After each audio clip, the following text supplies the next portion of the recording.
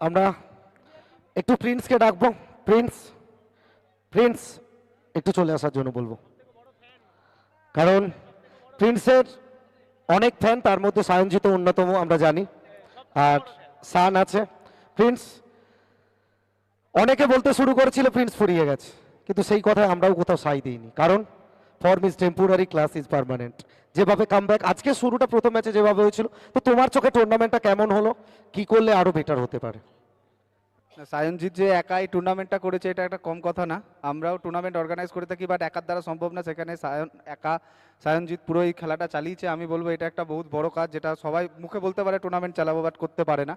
তো আমার কাছে তো এটা আমার ফ্রেন্ড হিসাবেও বলতে পারি যে আমার কাছে এটা একটা 1 থেকে 5-এর মধ্যে টুর্নামেন্টের মধ্যে আমার কাছে নিশ্চয়ই থাকবে। তো এই টুর্নামেন্টটাকে আমি আরও বড় হতে দেখতে চাই। হয় আজ খেলছি, কিছুদিন পর খেলবো না, কিন্তু তখনও যেন এই টুর্নামেন্টটা চলে, সেই সময় হলেও আমি পাশে থাকবো, এটুকু সায়নজিৎকে আমি বলতে পারি। আর টিম ওনার এমকেই বুবাইদা, বুবাইদার জন্য দুটো কথা। বুবাইদা আমাদের কিছু বলার নাই। বুবাইদা হারলেও যেরকম জিতলেও যেরকম, মানে নিউট্রাল, কোনোদিনও কিছু না। ও অ্যাজ এ ওনার কোনো দিনই আমাদের সাথে মেশে না। ও সবসময় ফ্রেন্ড, ও মানে একটা বন্ধু হিসাবে মেশে, একটা দাদা, একটা গার্জেন হিসাবে মেশে, সবসময় কথাবার্তা ইয়ার কি আবার ভালো, যেখানে বকার সেখানে বকা।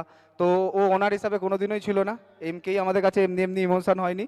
বুবাইদা আছে বলেই আমাদের কাছে এমকেই আছে। আর বুবাইদা ওয়ান অফ দ্য বেস্ট।